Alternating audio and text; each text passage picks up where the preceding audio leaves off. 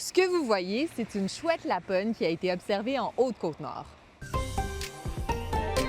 Elle fait partie des nombreux spécimens qui ont été signalés depuis la mi-décembre. Selon des ornithologues, on assiste à ce qu'on appelle une éruption dans la région.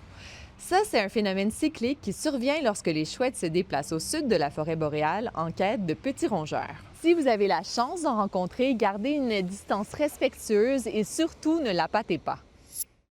C'est officiel, Yves Montigny va se présenter aux élections d'octobre prochain. Le député caquiste de René Lévesque souhaite poursuivre son travail, particulièrement en matière de développement économique. Malgré que son parti soit en difficulté dans les sondages, Yves Montigny se dit confiant que les électeurs vont reconnaître ses efforts. Pour les prochains mois, il veut se concentrer sur les projets économiques de la région, notamment celui de I2Gene à Bécomo et d'Aqua-Boréal à Baie-Trinité. La possibilité d'achat de Glencore par Rio Tinto n'inquiète pas le milieu économique de la Côte-Nord. Si la fusion de ces deux compagnies se réalise, on assisterait à la naissance de la plus grande entreprise minière au monde. Sur la Côte-Nord, Rio Tinto est active sur 3 plans, le fer avec IOC, l'aluminium avec Alouette et le titane avec la mine du lac Tio.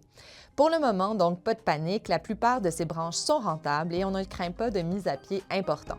On saura d'ici le 5 février si Rio Tinto compte présenter une offre pour acheter Glencore.